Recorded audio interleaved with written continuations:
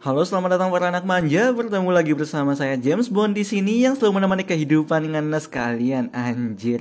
Pada kesempatan kali ini saya akan meragam sebuah film dari negeri Sugiono. Saya yakin kalian anak pada tahun 90 dan 2000-an akan tereksima dengan video ini. Anjay.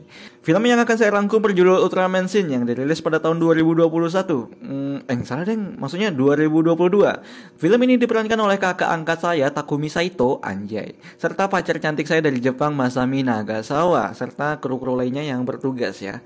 Kita nggak perlu banyak bacot ya di opening yang nggak jelas ini. Langsung saja full screen ke layar HP atau komputer kalian, makan bagi yang belum makan, dan berbuka bagi yang puasa. Dan kita langsung saja masuk ke alur filmnya.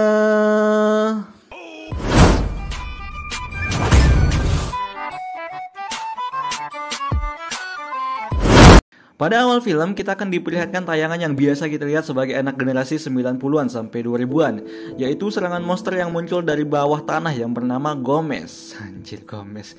Kita juga diperlihatkan banyak sekali monster raksasa yang muncul di negara tersebut, yang tidak lain adalah negara panutan kita, yaitu negara kakek Sugiono. Ya pasti tahu kan, yang menyatukan kita yaitu Indonesia itu.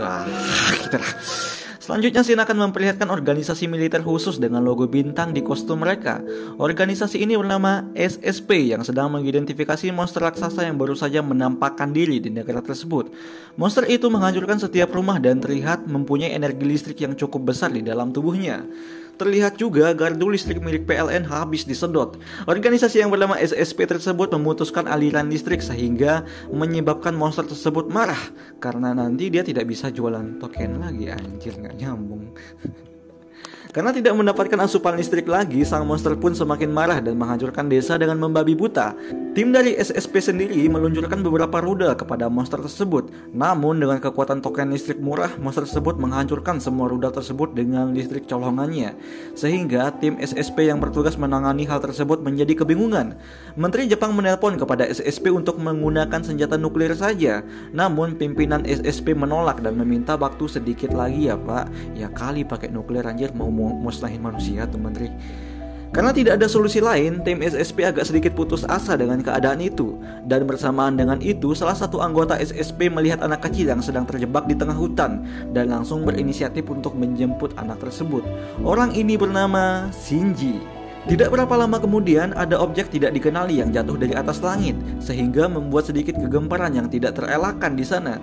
Gempa tersebut membuat mereka bergoyang seperti jamet anjir. Rumah-rumahnya bergoyang seperti di Cianjur sekarang ini. Dan ini yang dinanti-nanti. Dia adalah Ultraman anjay. Makhluk itu yang merasa ada ancaman langsung menyerang Ultraman dengan listrik colongan 500.000 watt. Namun kerannya nggak mempancu. Tuh Ultraman kayak emang jadi sumber listrik aja juga. Ultraman malah semakin maju mendekati monster tersebut sehingga monster tersebut mundur. Namun Ultraman mulai mengeluarkan gaya dilannya dan langsung menembak monster tersebut dengan laser nuklir dan boom. Makhluk tersebut meledak seperti tonggas 3 kg. Anjay. Kemudian terlihat Shinji berhasil menyelamatkan anak kecil tersebut. Setelah itu Shin beralih kepada seorang wanita yang sedang berjalan sambil mendengarkan obrolan dari beberapa orang tentang monster-monster yang baru-baru ini bermunculan serta kehadiran Ultraman yang dinilai positif oleh warga Jepang. Tim SSP sendiri kebingungan dengan Ultraman, apakah dia raksasa yang baik atau tidak. Dan terlihat wanita tersebut sangat cerdas dan baru saja bergabung di organisasi SSP tersebut. Nama wanita itu adalah Asami. Asami sendiri tanpa basa-basi langsung menagih laporan tentang munculnya Ultraman kepada Shinji. Shinji sendiri terlihat kebingungan saat itu karena ya mungkin orang baru masuk langsung nagih laporan gak jelas banget ya. Ternyata Asami adalah salah satu wanita yang direkomendasikan untuk investigasi keberadaan Ultraman oleh Perdana Menteri, dan di sana pula terdengar makhluk Ultraman tersebut membuat beberapa negara besar tertarik untuk ikut menyelidiki hadirnya Ultraman. Perdebatan terus terjadi oleh tim SSP kecuali si Shinji ini. Ia terlihat santai saja dengan segelas kopi hitam yang ia seruput. Shinji mengatakan aku lebih suka bekerja sendirian. Namun perkataan tersebut dibantah oleh Asami dengan mengatakan kamu itu makhluk sosial anjir, ya nggak mana bisa kerja sendiri goblok gitu. Nggak, maksudnya dia no lab gitu ya no lab kayak buat video ini anjir. Selanjutnya, scene beralih kepada kemunculan monster di pegunungan, sehingga Asami sangat tertarik dengan misi pertamanya. Sebutan-sebutan bagi monster tersebut ialah kaiju. Entah apa artinya gue nggak tahu ya, yang penting ya kaiju. Intinya monster tersebut bisa masuk ke dalam tanah seperti terenggiling, bukan babi, keduh terenggiling lah bodoh. Nampaknya monster tersebut mengincar pembangkit nuklir di negara tersebut. Dan jika monster tersebut berhasil menghancurkan pembangkit nuklir, maka akan ada radiasi yang membahayakan umat manusia, sehingga saat ini mereka dalam keadaan darurat. Kemudian terlihat satu pesawat menjatuhkan bom untuk menghentikan makhluk tersebut. Namun tetap saja nggak mempan anjir. Monster tersebut tidak berhasil dihentikan. Padahal mereka dibantu oleh tentara Amerika Serikat juga tuh kan. Nggak bisa, nggak semudah itu lah. Tinggal selangkah makhluk tersebut akan mencapai nuklir. Shinji sendiri langsung berlari ke tengah gunung dan ya, kita tahu bahwa dia adalah Ultraman yang sebenarnya. Gue nggak kaget di sini karena di awal scene gue udah tahu kalau dia lari-lari sendirian itu Ultraman, pahlawan gitu. Monster tersebut semakin menjadi-jadi. Dia menghancurkan apapun yang ada di depannya. Namun dengan kekuatan kipas angin, Ultraman membuat monster tersebut terpental dan pertarungan sengit pun terjadi antara Ultraman dengan terenggiling tersebut. Monster itu mencoba mengebor dada Ultraman, namun namanya juga Ultraman ya pasti menang lah, ya masa semudah itu kalah gitu. Itu monster diputer-puter kayak kipas, kayak monster kipas anjir. Namun ya cukup kuat juga ya, lumayan lah. Monster tersebut juga mencoba menembakkan laser kepada Ultraman, namun Ultraman dengan dadanya tidak menghindar sama sekali, malah menyerap semua laser tersebut karena dia tahu bahwa ketika dia menangkal maka akan membahayakan teman-temannya yang saat itu ada di lokasi, karena laser tersebut berasal dari tenaga nuklir dan nuklir itu menyebabkan radiasi dan radiasi itu menyebabkan kematian. Jadi kalau dia mengeluarkan radiasi nanti teman-temannya mati dan manusia ya nggak ada dan saya nggak ada juga anjir. Dan boom, Ultraman meninju monster tersebut dengan sekali tinjuan. Anjir, langsung KO dong. Setelah itu Ultraman mengangkat monster tersebut dan masih menjadi misteri. Itu monster dibawa kemana? Mungkin keluar angkasa atau mungkin ya dijual ke Indonesia, negeri Wakanda anjir. Tim SSP sendiri kembali ke markas dan di saat bersamaan Shinji baru muncul, sehingga para teman-temannya kebingungan. Nih anak kemana aja, dari tadi gak pernah bantu-bantu lagi. Padahal mereka gak tahu cuy bahwa dia tuh Ultraman-nya anjir. Kemudian di dalam tim SSP kembali terjadi perdebatan. Ultraman tinggal di mana, makan apa, istrinya siapa, punya anak nggak? Perdebatan yang tidak berfaedah. Dan tiba-tiba lampu serta komputer tim SSP meledak tiba-tiba. Entah apa yang terjadi, semua data-data mereka hilang. Dan tiba-tiba muncullah salah satu sosok misterius seperti Adudu yang bernama Zarab. Dia mengaku berasal dari planet lain dan mengunjungi bumi. Makhluk tersebut sangat modern. Dia bisa bahasa Jepang dengan HP Android-nya, kayak Google Translate gitu anjir. Kayak bisa langsung terjemahin gitu. Makhluk tersebut minta maaf karena merusak komputer mereka dan langsung memperbaikinya lagi dengan sekali kayak Dajjal ya. Iya kayak langsung satu gecentikan gitu, langsung benar komputer orang itu kayak Dajjal nih. Kok bisa ya? Makhluk tersebut mencoba untuk menjalin hubungan baik antar planet dengan mereka, dan ia mengatakan ingin berbicara dengan Perdana Menteri untuk berbicara masalah serius yang mengenai keamanan umat manusia. Setelah itu scene beralih kepada Shinji dan Zarab, yang dimana sebenarnya Shinji ini adalah bawahan Zarab atau intelnya. Namun Shinji dikatakan sudah bertindak kelewatan batas, sehingga Zarab sendiri bermaksud memusnahkan umat manusia. Namun Shinji bertanya dan tidak setuju kenapa Zarab ingin memusnahkan umat manusia.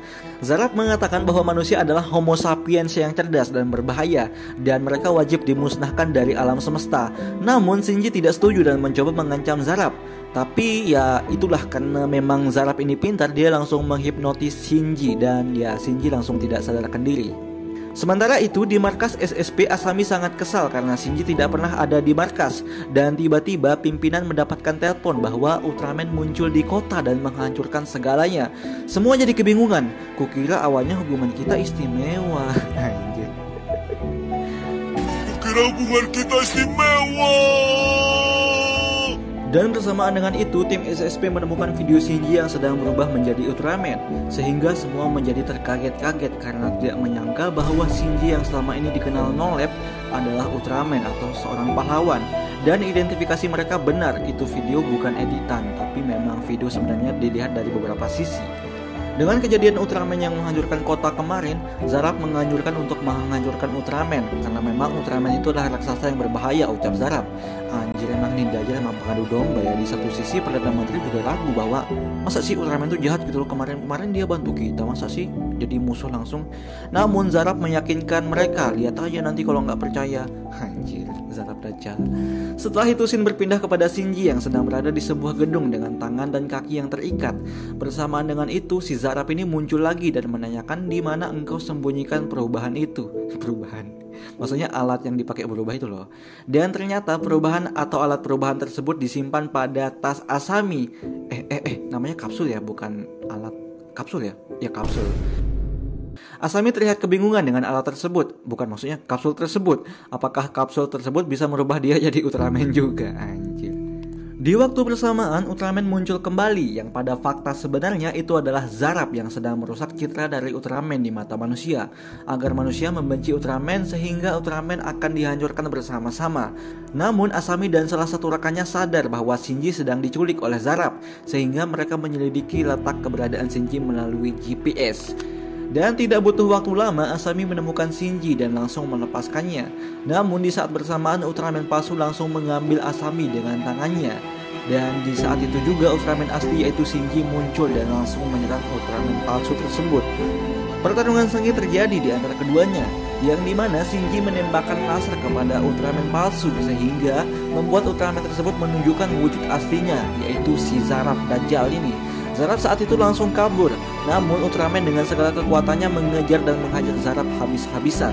Tapi BB Zarab ini mirip Adudu ya, kayak ketak gitu ya modelnya, bukan kayak manusia perhari gitu ya.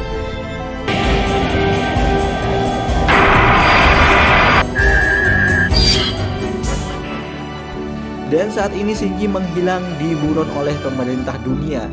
Agen-agen dari pemerintah dunia mulai mendatangi Jepang semenjak kejadian itu. Mereka mencari Ultraman alias Shinji, di mana dia tinggal, apakah dia jahat atau baik karena dia masih berstatus sebagai buronan. Bersamaan dengan itu di tengah kota Asami berubah menjadi manusia raksasa. Anjir, udah cantik, gede lagi. Bentar, jangan mikir aneh-aneh. Kalian para cucu Sugiono nggak boleh mikir yang gede-gede ya. Dan di waktu itu tatapan Asami sangat kosong dan menghancurkan satu gedung dengan tangannya. Anjir, nggak senyum pun tetap cantik nih cewek. Zoom dong, zoom. Tukang edit, zoom wajahnya. Anjir. Seketika warga dan tentara menjadi panik dan mencoba minta izin untuk menembak Asami. Dan bersamaan dengan itu suara dari langit terdengar untuk tidak menyerang Asami karena Asami sedang dikuasai oleh makhluk luar angkasa. Dan boom, Asami malah terjatuh di tengah jalan. Anjir, kayak dia pingsan gitu loh. Selanjutnya Shin beralih kepada Shinji yang sedang melihat jasadnya sendiri di tengah hutan. Anjir, ini yang jadi Ultraman ini arwahnya atau kayak gimana ya? Kok dia ngelihat jasadnya sendiri ya? Arwah atau kayak mana nih, hantu nih? Asami sendiri pun masih tertidur pulas di tengah kota dengan tubuh raksasanya yang dikelilingi oleh manusia. Tim SSP sendiri kembali masuk dalam kebingungan dan tidak paham dengan apa yang terjadi. Dan bersamaan dengan itu salah satu pria datang dan mengaku berasal dari planet Nol. Ia mengatakan bahwa ia membawa Injil dari bumi. Anjir, wah ini mah fix anak buah Dajjal nih. Dari tadi ngaku-ngaku sebagai penyelamat mulu anjir. Pria tersebut menunjukkan sebuah alat yang bernama Beta Box. Alat tersebut bisa merubah seorang jadi raksasa. Dan dia langsung mencontohkannya kepada Asami.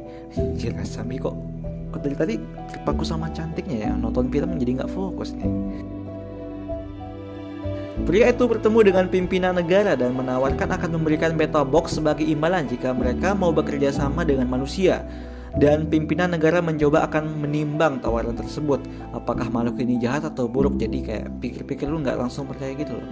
Dan ketika kembali di kantor, Asami sangat malu dengan apa yang terjadi pada dirinya kemarin, yang dimana dia diselidiki dan semua videonya tersebar di internet. Jadi kayak CD-nya kelihatan gitu loh kan, ada yang foto-foto itunya gitu. Dan bagongnya dia masuk trending topik. Anjay. Dan maaf 1000 maaf, banyak yang memfoto celana dalamnya. Namun saat itu Asami mendapat pesan dari pria tersebut yang mengubahnya menjadi raksasa. Dan sebagai permintaan maaf, pria tersebut menghapus semua fotonya dari internet dengan satu kali enter. Anjir, Dajjal memang nih, kok langsung bisa hilang gitu kan. Dajjal nih kalah-kalah Kominfo. Selanjutnya Shin beralih kepada Shinji dan pria yang bernama Mephilas. Kok gue baru tahu namanya sih. Dan pada fakta yang sebenarnya, Mephilas ini adalah aktor utama di balik kemunculan monster-monster sebelumnya, termasuk si Zarab itu. Atau dengan kata lain, dia adalah bos segala monster. Anjir, ini Dajjal yang sebenarnya nih, Dajjal nih. Mephilas mengatakan ia ingin menguasai manusia agar manusia bisa digunakan dengan baik, karena manusia itu adalah makhluk yang berbahaya. Dan di waktu bersamaan, tentara atau FBI mengepung mereka berdua. Dan ya, Dajjal membawa Shinji pergi dengan sekejap mata.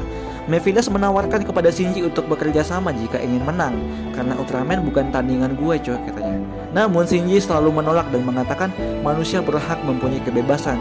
Jadi lu tuh nggak boleh ngatur manusia. Yang boleh ngatur manusia tuh ya cuma dirinya sendiri gitu loh. Dan selanjutnya pula scene beralih kepada tim SSP termasuk Shinji di sana. Yang dimana Shinji mengatakan akan mencuri beta box, yang dimana beta box itu adalah pengendali manusia. Hanya dengan cara itu mereka bisa menyelamatkan umat manusia dari Mephilas ini. Mereka akan menentang pemerintah. Dan di sini gue salvok terus ya sama Asami, anjir cantik banget dah. Di sana terjadi adegan Shinji mencium aroma dari Asami, yang dimana dia kayak di film-film pekop gitu ya. Keesokan harinya terlihat pemerintah dan Mephilas berkumpul di tengah lapangan untuk menjalin kerjasama perdamaian di antara mereka. Dengan kata lain, makhluk dari luar angkasa ini akan memanfaatkan manusia. Dan ya, di saat beta box keluar dari boxnya, Ultraman langsung muncul dan mengambil beta box itu. Ultraman atau Shinji ini langsung melempar beta box ke dalam helikopter, yang dimana sudah ada tim SSP yang sudah menunggu sebelumnya. Dan boom, Mephilas menunjukkan wujud aslinya. Dan ya, Mephilas berubah menjadi makhluk raksasa, jai. Ultraman menawarkan agar Mephilas pergi, namun ia tidak mau. Dan ya, mau tidak mau pertarungan sengit pun terjadi di antara mereka berdua, yang dimana Mephilas cukup kuat, namun terlihat juga kekuatan mereka seimbang. Mereka saling adu laser pun terjadi, yang dimana laser biru adalah milik si baik Ultraman dan merah adalah milik si jahat Mephilas. Namun dari kejauhan terlihat ada Ultraman emas di belakang mereka.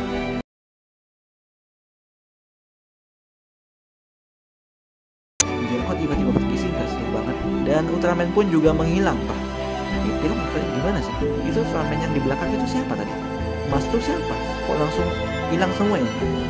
Dan ya, tim SSP ditangkap karena melawan pemerintah dan mencuri beta box. Selanjutnya scene beralih kembali kepada Shinji yang sedang ada di tengah hutan sambil memandangi jasadnya sendiri, yang dimana Shinji manusia yang sebenarnya sudah tewas karena menyelamatkan bocah di awal scene tadi. Sehingga alien menyamar menjadi Shinji karena kagum kepada Shinji yang asli karena mengorbankan hidupnya demi orang lain. Dan di sana terlihat Ultraman emas, yang dimana Ultraman emas itu memberikan sebuah benda kepada Shinji. Kemudian kita akan diperlihatkan sebuah benda dari luar angkasa yang bernama Zeton. Zeton menembakkan sesuatu ke bumi sehingga orang-orang di bumi bisa melihat dengan jelas bayangan Zeton tersebut. Dan di saat bersamaan Shinji datang ke markas SSP. Namun sayang seribu sayang, Shinji malah mau ditangkap oleh pemerintah, padahal ia ingin menyelamatkan umat manusia saat itu. Shinji sedikit mengancam pemerintah, jika dia menangkapnya dia bisa saja menghancurkan manusia saat itu juga. Jika manusia tidak bisa menghentikannya, maka alam semesta akan hancur. Bukan hanya bumi coy, tapi alam semesta coy. Alam semesta loh. Atau dengan kata lain akan kiamat.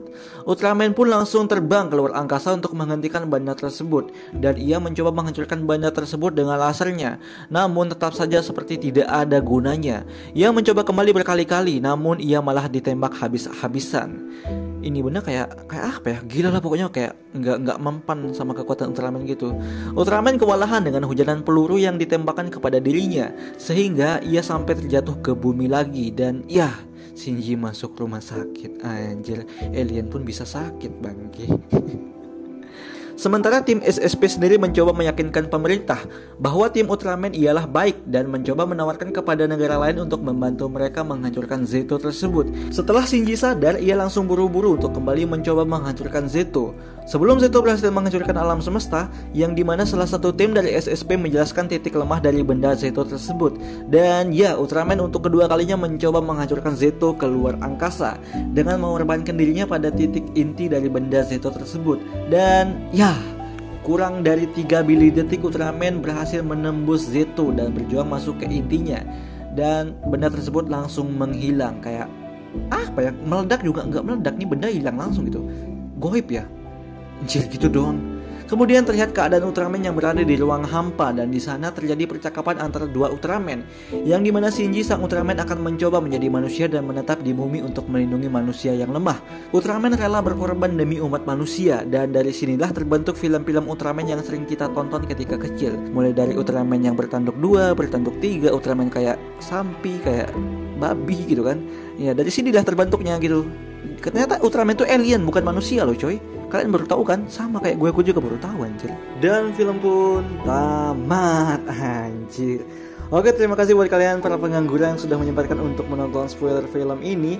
Dan kesimpulan dari film ini adalah jangan pernah mempercayai alien, karena di dunia ini alien itu benar ada. Buat kalian yang gak percaya adanya alien, sebenarnya gue itu alien akan menguasai bumi ini. Gue sengaja dia turun untuk gak ditangkap sama polisi. Anjay. Sekian dari saya. Kalau suka videonya subscribe aja, kalau nggak suka ya udah nggak apa-apa, serah kamu aja. Kalau dislike ya selek aja, serah kamu lah.